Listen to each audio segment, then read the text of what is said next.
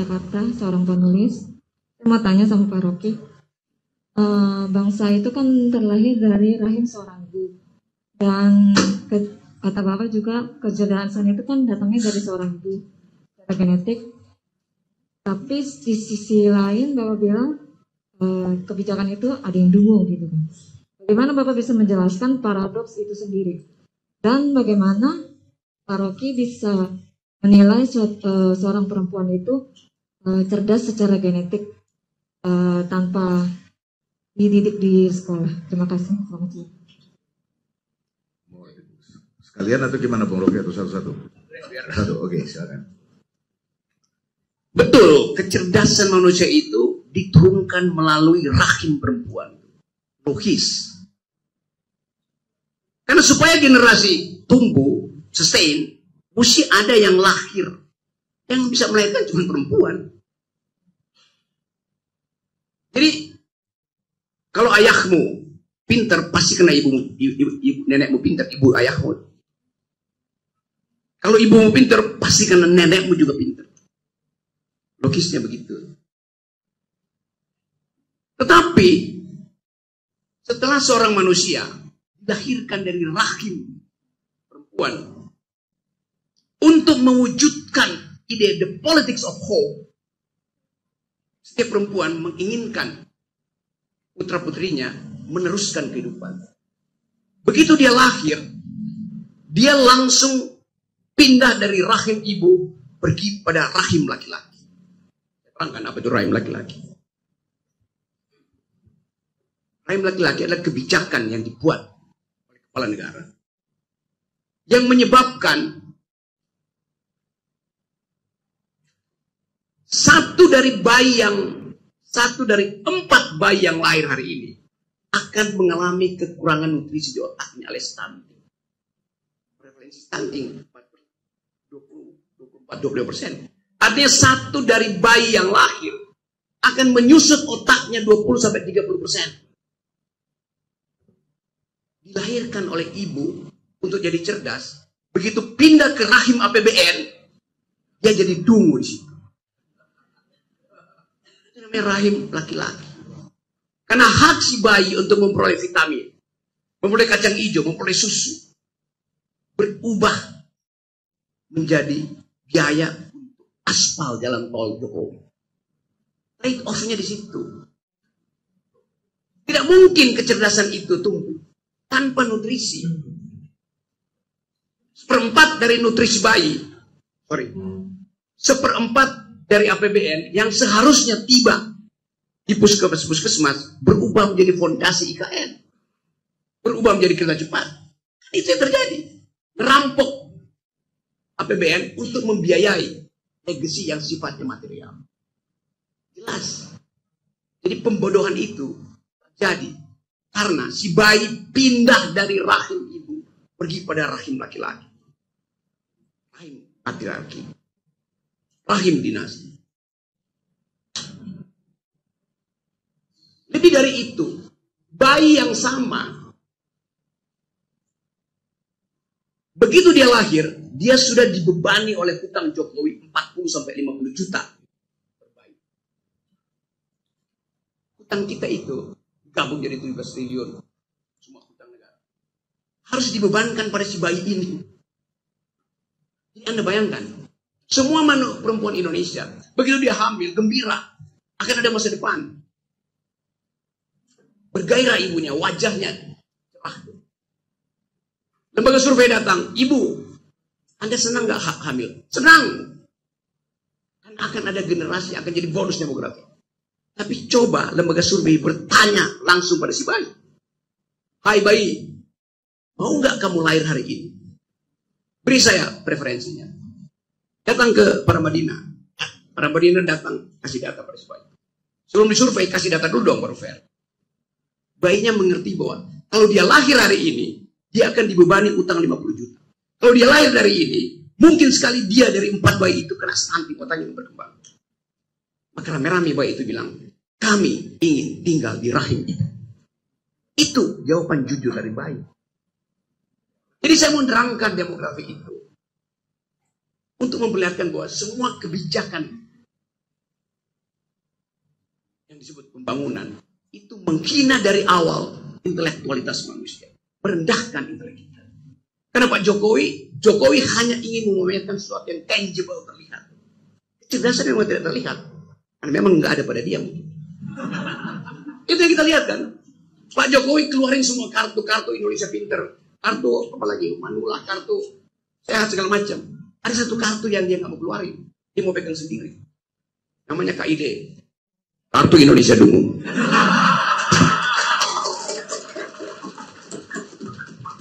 Oke. Sebelum keluar kartu yang lain, ada yang ini. Siapa tadi yang kedua? Silakan Mas. Setelah ini siapa ya? Ya, oke, Mbak Sana ya. Mas Heru, silakan. Baik, terima kasih sudah diberikan kesempatan oleh moderator. Perkenalkan, nama saya Amar, saya adalah mahasiswa dari Ciputat. Bung Rocky izin bertanya, demokrasi di Indonesia sudah... Stop. Nggak boleh. Saya belum izinkan, kamu udah terus. Baik. Izin Bung Rocky Gerung. Tidak boleh. Duduk aja, duduk. Ganti. Ini orang nggak ngerti hak dia itu. Anda nggak boleh minta izin bertanya. Anda di sini untuk menggugat saya, jangan sekedar bertanya. Membantah pun Anda dilindungi oleh undang-undang Paramadina. Yang lain. Oke. Silakan Mbak. Yang belakang. Mas tolong. Mic-nya. Jangan minta izin ya.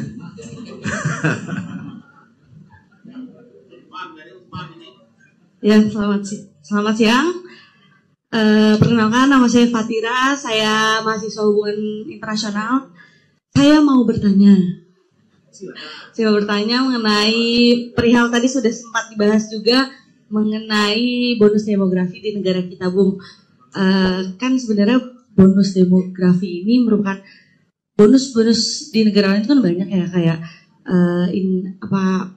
Arab punya bonus lainnya. Kalau kita nanti diproyeksikan di tahun 2045. Nah, saya mau bertanya nih, kan sudah seharusnya bagi suatu negara untuk mempersiapkan di bonus demografi ini untuk dimaksimalkan. Apakah nanti di tahun 2045 akan menjadi bonus demografi yang layak atau justru malah gagal gitu kan ya, Bung?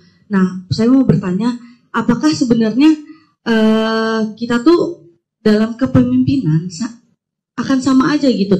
Karena negara kita tuh sudah diproyeksikan dan sudah diatur sedemikian rupa, entah itu di rencana jangka panjangnya yang juga tertarik rencana jangka pendeknya, itu akan sama-sama saja. Paling dengan masuknya seorang pemimpin nantinya siapapun itu hanya menambahkan atau menginovasi, Bung. Menurut Bung bagaimana mengenai rencana dan proyeksi itu tuh sebenarnya sudah sama aja dan tinggal ditambahkan inovasi, atau masih pentingnya ideologi suatu pemimpin di dalam memaksimalkan bonus demografi kita di tahun 2045. Terima kasih, Bung. Selamat siang. Coba saya koreksi dulu ya, istilah bonus demografi.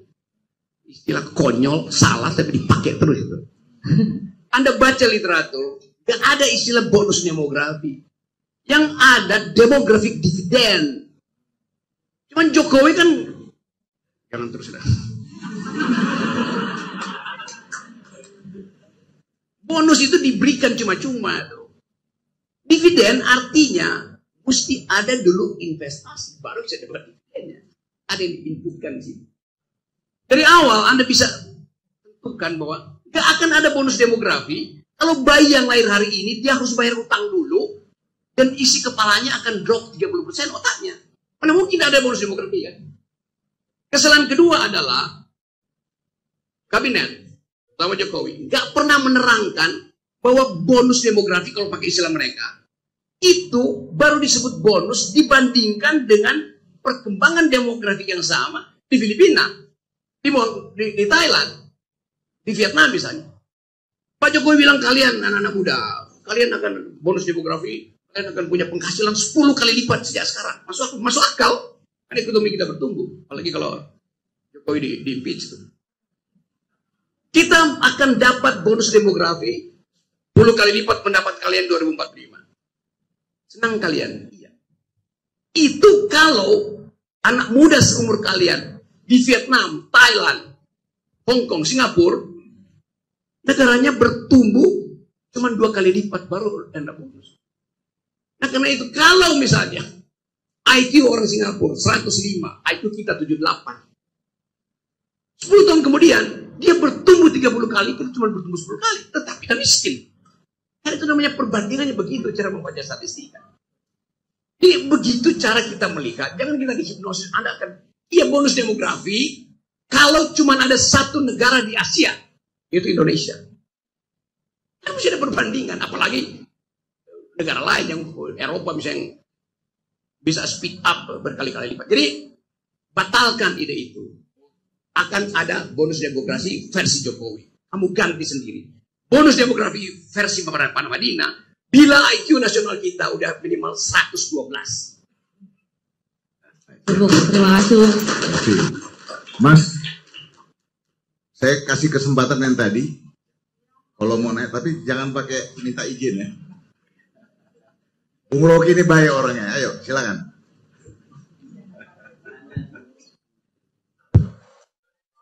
Demokrasi Indonesia itu sudah mulai menurun, sudah mulai buruk lah di Indonesia gitu. Nah pertanyaan saya adalah, dari tadi Bung Rocky menyebut etika pejabat negara yang dungu gitu, yang buruk, dari Gibran, dari Jokowi, dan sebagainya. Nah pertanyaan saya adalah, etika warga negara di Indonesia apakah mempunyai korelasi dengan etika pejabat negara yang ada di Indonesia gitu? Soalnya kan dari pejabat negara itu awalnya dia adalah warga negara Indonesia, dan menurut saya warga negara Indonesia itu etikanya masih kurang, Bu. Kenapa? Dari soal persoalan lingkungan saja banyak mahasiswa-mahasiswa yang masih membuang sampah sembarangan, ngerokok dan lain sebagainya. Kemudian bagaimana menurut subjektifnya Bung Rocky saja itu etika-etika tadi ditekankan di pejabat negara, di warga negara, dan bisa diterapkan di Indonesia untuk menerapkan demokrasi yang lebih baik lagi di Indonesia. Terima kasih. Nama saya Amar dari Ciputat, UIN Jakarta. Oke, Amar. Agak memenuhi akal rakyat. Ada poin di situ. Dia mau menggugat itu. Seolah-olah etik bangsa ini impose ke dalam etik pejabat publik. Etik adalah pilihan otonom manusia. Nggak ada yang namanya etik komunitas. Etik itu adalah problem yang mesti diputuskan secara individual. Beda dengan public ethics yang didesain untuk menghalangi orang berbuat curang. Jadi etika publik itu ada karena prinsip bahwa manusia itu falibilis. Manusia didesain secara antropologis untuk berbuat salah. Oleh karena itu bukan public ethics. Sebaliknya, individual ethics diniatkan untuk bukan mengimpose, mengekspos bagian good faith dari manusia. Itu bedanya. Jadi Anda adalah makhluk moral itu. Karena itu Anda diperintahkan untuk berbuat baik. Public servant, ASN, pejabat, dirumuskan secara terbalik. Ini manusia jahat. Karena itu mesti dilindungi dengan public ethics. Sebagai imperative ideas. Menuntun dia jangan sampai korupsi. Itu bedanya, dapat poin itu. Oke. Dari mana kamu tadi? UIN. Tumben UIN bisa mengerti bedanya. Oke. Jadi saya balik ke situ. Sekarang semua partai, departemen sibuk bikin code of conduct gitu. Panduan etik. Saya sering diundang buat memeriksa. Saya bilang, ini bukan etik yang dimaksudkan sebagai public ethics. Jadi Pak Rocky bisa ditambahin, ini udah 10 panduan etika. Jadi ditambah 11. Lu tambah sampai 300 pun itu bukan namanya public ethics. Etika itu nggak boleh diperinci satu persatu, ini nggak boleh ini. Sama dengan di UI ada etika mahasiswa, nggak boleh nyontek. Kalau jadi mahasiswa nggak boleh nyontek, apa yang diatur lagi, goblok? Bukan konyol kan? Masuk kelas nggak boleh bawa pistol. Ya pastilah hukum pidana bilang begitu kok. Jadi berlebihan mengatur hal yang udah ada. Tadi Pak Salim saya bilang redundant, berlebihan yang nggak berguna sebenarnya. Golkar bikin etika publik sama, ikatannya apa? Itu namanya etiket, aturan internal partai itu. Yang perlu dikembangkan adalah public ethics supaya orang percaya bahwa menjadi public servant artinya dia setelah selesai masa jabatannya harus lebih miskin ketika dia berkuasa. Itu namanya public ethics. Kalau dia lebih kaya, artinya dia nggak ngerampok. Anda masuk dengan gaji Anda, gaji menteri 20 juta. Anda balik, Anda bikin 3 rumah itu. Lalu pertanyaan, dari mana Anda dapat? Dari usaha? Oh, nggak boleh. Waktu Anda jadi pejabat, Anda mesti keep usaha Anda ke dalam blind trust. Terus tiba-tiba Anda punya, dia pasti Anda merampok. Nanti nggak ada, dari 10 itu nggak ada yang dilanggar. Oh iya, karena yang 10 itu terlihat, yang tak terlihat adalah kamu sebagai public servant. Jadi itu poinnya aja. Jadi tolong diterangkan pada masyarakat bahwa yang kita perlukan adalah public ethics, bukan kode etik. Oke, silakan. Soalnya waktunya sudah mau habis. Satu pertanyaan lagi, Bung.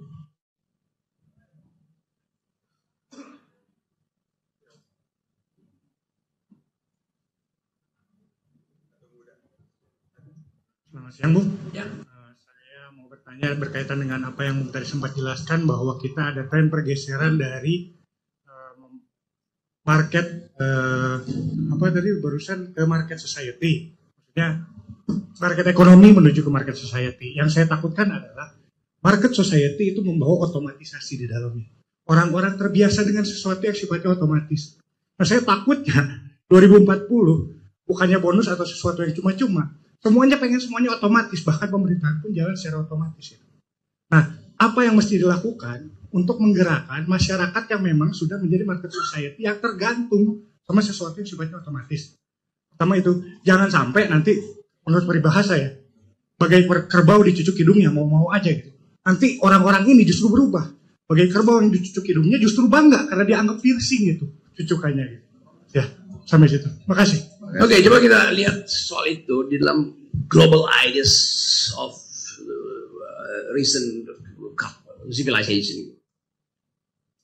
Sekarang kalau kita lihat riset dunia itu, di semua universitas ada 3 cluster riset.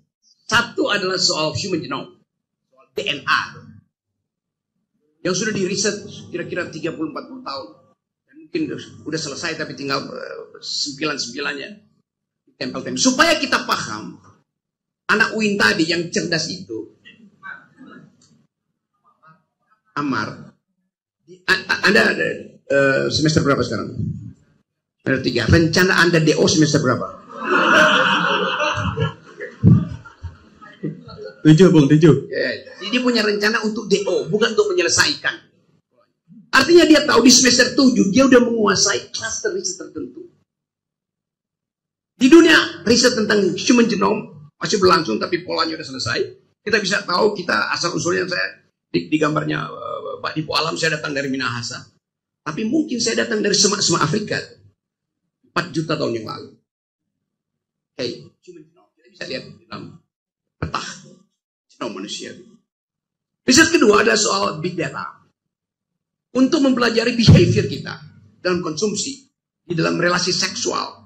Jumlah hormon yang diproduksi setiap kali Anda terangsang lewat film porno, berapa persen yang oksitosinnya, berapa persen dopamin, segala macam, itu bisa di-riset. Dengan Anda punya handphone, orang tahu behavior Anda, orientasi politik Anda. Sudah berapa kali diseruduk banteng, sudah berapa kali diikat di pohon beringin, nah itu juga bisa ketahuan. Jadi itu riset tentang big data yang bisa diserap dari aktivitas kita teknologi. Riset ketiga soal artificial intelligence, AI, yang bisa menyebabkan kita saling memalsukan diri. Nah, ini riset yang sedang tumbuh di dunia. Di BRIN risetnya hanya boleh berlangsung berdasarkan prinsip Pancasila. Kata Ibu Mega begitu. Nggak boleh ada riset lain kecuali dituntun oleh Pancasila. Riset yang dituntun oleh ideologi itu bukan riset. Riset tidak boleh berbasis pada ideologi. Satu-satunya riset yang dituntun oleh ideologi itu riset tentang ras Arya yang dipraktekkan oleh rejim Nazi. Itu satu riset. Basisnya ideologi. Jadi sekarang BRIN itu yang dulu dipimpin oleh Pak Dipo Alam berubah menjadi riset yang rasistis. Karena dituntun oleh ideologi. Jadi kebebasan riset pun kita lihat. Kan itu semua apa namanya BRIN itu kalau nggak setuju paling cao tuh. Terus kita nggak tahu yang diriset oleh BRIN apa itu. Badan Riset dan Inovasi Negara. Nah, kita ingin supaya 3 klaster itu kita bahas sama-sama. Di mana posisi Indonesia di dalam 3 klaster riset? Human genome, Anda tahu human genome, Anda tahu data, Anda bisa kendalikan market. Asal-usul Anda datang dari Afrika. Pembuluh darah Anda dialiri oleh jenis darah A, agriculture. Berarti mesti diproduksi makanan. Karena Anda pasti akan konsumsi itu.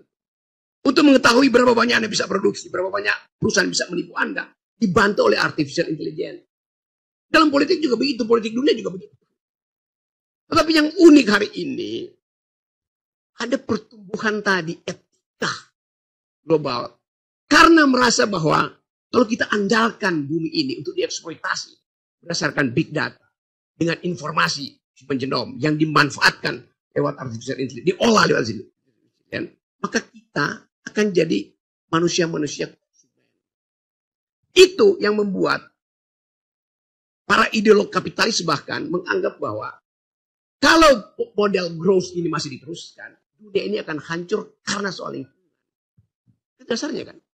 Sehingga beberapa bulan lalu, beberapa tahun lalu, Davos, tempat seluruh CEO dunia yang mengerti tentang cara mengarahkan dunia, cara mengatur perang, bagaimana mencicil kemiskinan itu, bersepakat melihat bahwa saatnya menumbuhkan kembali human solidarity.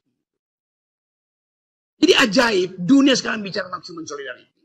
Indonesia masih berupaya untuk menghasilkan produk yang sifatnya merusak alam, menggali-gali. Kan coba bayangin, di mana tambahan teknologi? Batu bara itu digali doang, cuma pakai skop aja itu bisa dijual. Di mana teknologinya? Ya pakai beho itu skop gede sama aja. Ya kan itu dasarnya kan. Sawit, orang manjat-manjat aja suruh monyet-manjat, gua jadi. Bisa loh. Jadi nggak ada nilai tambah teknologi di situ. Sementara kerusakan lingkungan terjadi di mana-mana. Tapi nanti Pak Jokowi bilang, nggak mungkin Rocky Gerung berbohong. Lihat dari drone, tutupan hijau Indonesia bertambah, bukan berkurang. Emang. Tapi Anda lihat, tutupan hijau itu bertambah tiap tahun, tiap bulan. Karena lapangan golf bertambah, hijau juga lapangan golf. Jadi kita mesti baca secara kritis. Jadi teman-teman semua, terutama anak muda, sekarang ada semacam solidaritas anak muda untuk merawat lingkungan. Mereka akan bertanya pada Anda di UIN, mereka nggak tanya, do you speak Quran, do you speak Pancasila, mereka akan tanya, do you speak environmental ethics? Dia akan tanya begitu pada Anda. Do you speak gender equality itu? Setelah Anda bilang, ya saya mengerti environmental ethics, baru dia tanya, do you speak financial market? Itu pertanyaan belakang semuanya. Setelah mereka tahu Anda pro lingkungan, anak muda di Birmingham misalnya, kontak Anda di WA atau di Instagram Anda. Oh, Mas siapa namanya tadi? Amar, kamu ternyata punya baju yang unik ya. Mari kita tukar-tukaran baju itu. Baju dari Birmingham tiba di kos-kosan Anda di Ciputat. Lalu Anda lakukan pertukaran, tidak melalui pasar. Jadi banyak mall ya di Eropa sekarang yang akan tutup. Nggak ada nih anak muda yang masuk mall karena dia tahu bahwa buat bikin satu celana jeans kira-kira 30 batang pohon ditebang, dan pohon itu ditebang di Kalimantan. Jadi ethics evolve. Etik itu bertumbuh. Justru karena keperhatian terhadap lingkungan. Nah di kita, di Indonesia itu, Jokowi bilang bahwa silahkan bongkar IKN, datangkan investor, dan gusur sarang burung, biarkan ular itu nggak punya sarang lagi, hancurkan rempang segala macam. Jadi ada kontras intelektual antara kebijakan yang seharusnya merawat lingkungan dan ambisi presiden untuk memamerkan legasinya. Itu soalnya. Terima kasih. Oke. Saya kira kalau, wah ini ada Pak Salim. Berikan kesimpulan. Baik, mungkin terakhir pada Pak Salim, silakan. Ya. Saya ini lulusan doktor politik dari Ohio State University. Ketika saya berangkat ke Amerika, saya lulusan ilmu sosial Universitas Indonesia. Jadi kalau saya ikut demo dulu itu semangat zaman itu adalah demo. Bukan karena saya punya ilmu. Ketika mulai kuliah di Amerika, kepada kami calon-calon doktor politik, itu kami mendapat kuliah dari berbagai keahlian. Para profesor-profesor politik. Ada satu yang saya ingat dan sampai sekarang, tadi diingatkan lagi oleh saudara Rocky. Kata profesor itu, each country deserve its own government. Setiap negeri mendapatkan pemerintahan yang pantas dia dapatkan. Jadi itu membawa saya kepada tadi analisa saudara Rocky yang sebenarnya menurut saya tidak seluruhnya harus kita serahkan kepada Jokowi.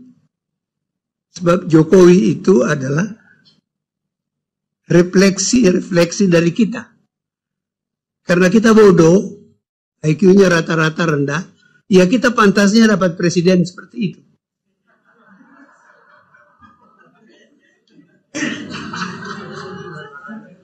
Itu cara saya menafsirkan ucapan profesor saya di Ohio itu. Nah, saya ingin dengar komentar saudara Rocky. Silakan.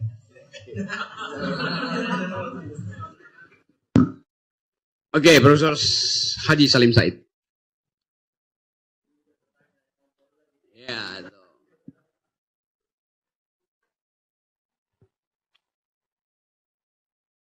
82% dari pemilih kita hanya lulus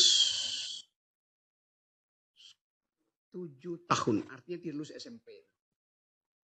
Jadi Anda bayangkan, ada 82% pemilih tidak lulus SMP.